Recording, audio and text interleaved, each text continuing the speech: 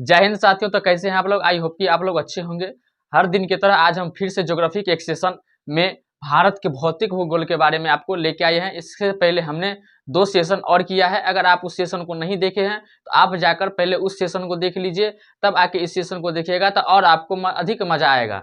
इसीलिए अगर आप नए हैं तो जाकर पहले उसको देख लीजिए। अगर आप चैनल पर नए हैं तो सब्सक्राइब जरूर कर लीजिएगा और दोस्तों के साथ शेयर जरूर कीजिएगा। आज हम ज्योग्राफी के भौतिक भूगोल के तीसरा सेशन लाए हैं। इस सेशन में हम आपको जो छोटा मोटा बात है और बहुत महत्वपूर्ण बात है इसके बारे में हम आपको बताने का प्रयास करते हैं। इससे आपको हर एक जनरल कंपटीशन में पूछा जाता है एग्जाम, इसीलिए इस सेशन को कम ना समझे और अति महत्वपूर्ण मानकर इसे अपने साथ याद करते का कोशिश कीजिए, याद करने का कोशिश कीजिए। चलिए हम स्टार्ट करते हैं। भारत के भौतिक भूगोल में हम इससे पहले हम आपको बताए थे पाकिस्तान के बारे में, चीन के सीमा के बारे में बताए थे। आज है नेपाल के साथ सीमा बनाने वाला जो राज्य है भारत का, वह राज्य जो नेपाल से सीमा बनाता है उस राज्य का नाम है उत्तराखंड, यूपी, बिहार, वेस्ट बंगाल और सिक्किम। नेपाल के साथ कुल 5 राज्य सीमा बनाता है। अंतर्राष्ट्रीय सीमा जो है नेपाल के साथ 5 राज्य अंतर्राष्ट्रीय सीमा बनाता है। किसके साथ?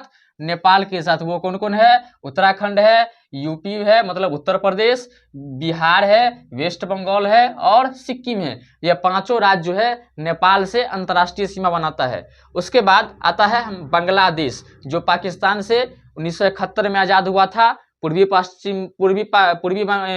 पाकिस्तान और पश्चिम पाकिस्तान, इसमें से ये बांग्लादेश जो था ये पूर्वी पाकिस्तान था, जिसको 1971 में पाकिस्तान से आजाद कराकर एक नया स्वतंत्र राष्ट्र बना दिया गया। जो है ये बांग्लादेश से जो भारत की वह राज्य जो सीमा बनाता है उस राज्य में पश्चिम बंगाल भी आता है, असम भी आता है, मेघालय भी आता है, त्रिपुरा भी आता है और मिजोरम भी आता है। बांग्लादेश के साथ सीमा बनाने वाला राज्य कौन कौन सा है? तो वेस्ट बंगाल है, असम है, मेघालय है, त्रिपुरा है और मिजोरम है। नेपाल के साथ भी 5 गो राज्य था और बांग्लादेश के साथ भी 5 गो राज्य। भारत का वह राज्य जो बांग्लादेश के साथ और नेपाल के साथ सीमा बनाता है। अगला है पाकिस्तान। पाकिस्तान जो अभी का पाकिस्तान है ये भी राजस्थान, गुजरात और पंजाब के साथ सीमा बनाता है। भारत के जो 3 राज्य है राजस्थान, गुजरात और पंजाब, ये तीनों राज्य पाकिस्तान के साथ सीमा बनाता है। ये राजस्थान जो है 1179 किलोमीटर के साथ पाकिस्तान के साथ सीमा बनाता है। कितना? 1179 किलोमीटर। गुजरात जो है 506 किलोमीटर सीमा बनाता है। गुजरात पाकिस्तान के साथ 506 किलोमीटर लंबा सीमा बनाता है। और पंजाब जो है 425 किलोमीटर। ये पंजाब पाकिस्तान में भी है और भारत में भी पंजाब है, तो वहां का भी पंजाब और यहाँ का भी पंजाब दोनों भारत में भी है और पाकिस्तान में भी है। तो भारत का जो पंजाब है ये पाकिस्तान के साथ 425 किलोमीटर का सीमा बनाता है। कितना का? 425 किलोमीटर। राजस्थान 1179 किलोमीटर। गुजरात है आपका 506 किलोमीटर। ये तीनों राज्य किसके साथ सीमा बनाता है? पाकिस्तान के साथ। ये अरुणाचल प्रदेश जो है ये तीनों तरफ से अन्य देश से घिरा हुआ है। भारत का वह राज्य जो तीनों तरफ अलग अलग देश से घिरा हुआ है वो देश है पूरब में म्यांमार से घिरा हुआ है, पश्चिम में भूटान से घिरा हुआ है और उत्तर में चीन से घिरा हुआ है। ये अरुणाचल प्रदेश, ये ऐसा अरुणाचल प्रदेश जो है ऐसा राज्य है जो पूरब में म्यांमार से घिरा है, पश्चिम में भूटान से घिरल है और उत्तर में चीन से घिरल है।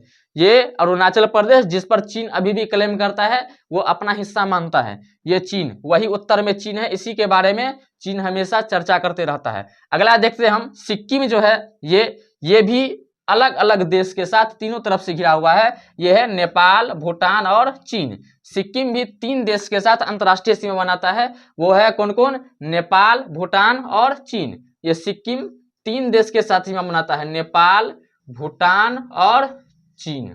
अरुणाचल प्रदेश जो तीनों दिशा से अलग अलग कंट्री से घिरा हुआ है वो कौन कौन है? म्यांमार, भूटान और चीन। ये एक त्रिपुरा राज्य है। कौन? भारत का ही राज्य है त्रिपुरा। ये तीनों ओर बांग्लादेश से घिरा हुआ है, तीनों ओर बांग्लादेश से घिरा हुआ है। त्रिपुरा से याद रखिएगा, 3 से 3। ये तीनों ओर से किससे घिरा हुआ है? बांग्लादेश से घिरा हुआ है। ये कौन? त्रिपुरा राज्य जो है तीनों ओर बांग्लादेश से घिरा हुआ है।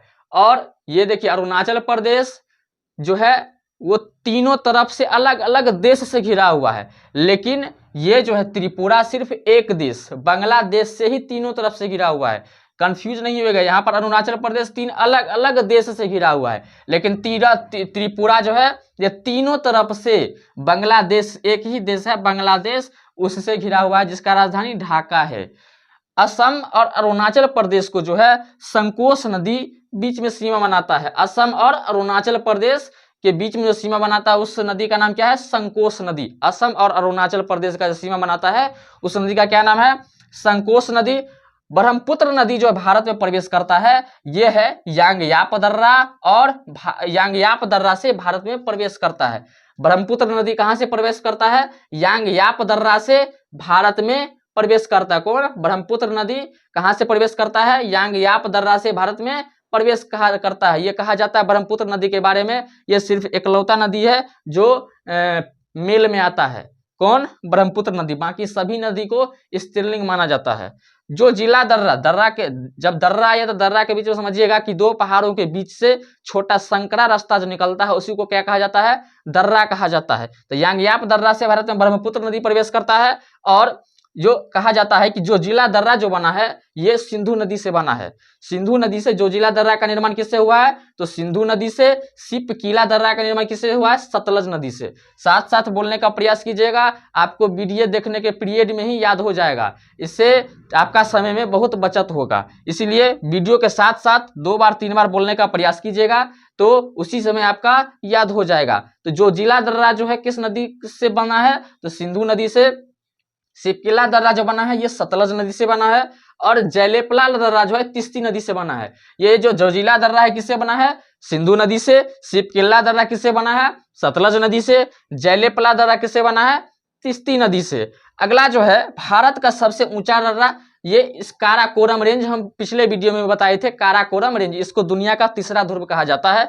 ये भारत का सबसे ऊंचा दर्रा है। ये इसका जो ऊंचाई है ये 5624 है। ये चीन के सीमा के साथ लगता है, यहाँ से चीन के लिए रोड का निर्माण किया गया है। ये भारत का सबसे ऊंचा दर्रा है। कौन? काराकोरम दर्रा। कौन सा? काराकोरम दर्रा। बुर्जिल दर्रा जो है ये श्रीनगर से गिलगित को जोड़ता है। कौन? बुर्जिला दर्रा जो है ये किसको किसको जोड़ता है? श्रीनगर से गिलगित को जोड़ता है। कौन? बुर्जिला दर्रा किसको किसको जोड़ता है? श्रीनगर से और गिलगित को। बनिहाल दर्रा जो है ये जवाहर सुरंग, बनिहाल दर्रा में जवाहर सुरंग है। जो जवाहर सुरंग सुनते होइएगा, ये कौन सा दर्रा में स्थित है? तो बनिहाल दर्रा में स्थित है। जवाहर सुरंग किस दर्रा में है? बनिहाल दर्रा में। और तुजू दर्रा जो मणिपुर में है ये भारत को म्यांमार से जोड़ता है। तुजू दर्रा कहाँ बोलेगा, पूछेगा कहाँ है तो कहाँ बोलिएगा?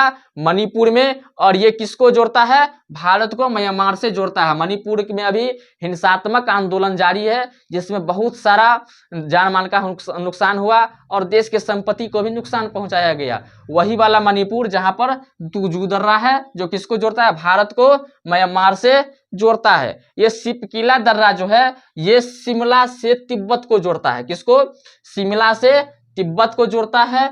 और मेघालय में जो है जीवित जल पुल बना, जब पूछा जाता है क्वेश्चन में जीवित जल पुल कहाँ है तो बोलिएगा कहाँ पर? मेघालय में। ये जीवित जल पुल क्या होता है? ये जिंदा पेड़ से पुल बनाया जाता है। अब जिंदा पेड़ से पुल कैसे बनेगा कि पेड़ को ही, जब पेड़ देखिएगा मेघालय से सुनिएगा तो मेघ जोड़ आले, मेघों का घर कहा जाता है मेघालय। अर्थात मेघालय में सबसे ज्यादा वर्षा होती है, इसलिए वहां पर पेड़ पौधा का तो अधिकता होगा ही। तो वो जो होता है पेड़ पौधा, वहां के लोग क्या करते हैं, उस पेड़ पौधा को मोड़ के टेढ़ा करके, छोटे छोटे में मोड़ के टेढ़ा करके पुल का निर्माण कर दिया जाता है। तो वही जो है जीवित जड़ पुल, मतलब पेड़ के जड़ को, जीवित जड़ को क्या क्या मोड़ मोड़ के क्या करता है, पुल का निर्माण कर देता है, जो कहाँ है, मेघालय में स्थित है। कहाँ है, मेघालय में। आज हमने भारत के भूगोल से इतना क्वेश्चन कराया है, इतना जानकारी दिया है। अगर आप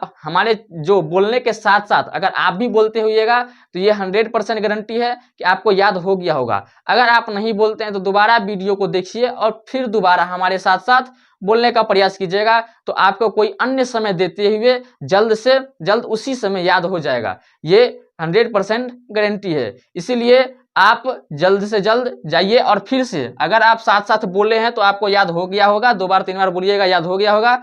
लेकिन अगर आप चैनल पर नए हैं तो चैनल को सब्सक्राइब जरूर कीजिएगा, क्योंकि इसी प्रकार का वीडियो हम हर बार लाने का कोशिश करते हैं। और अपने दोस्तों के साथ भी शेयर जरूर कीजिएगा, इससे उसको भी लाभ प्राप्त होगा। चलिए मिलते हैं किसी अन्य सेशन में, जब तक के लिए जय हिंद।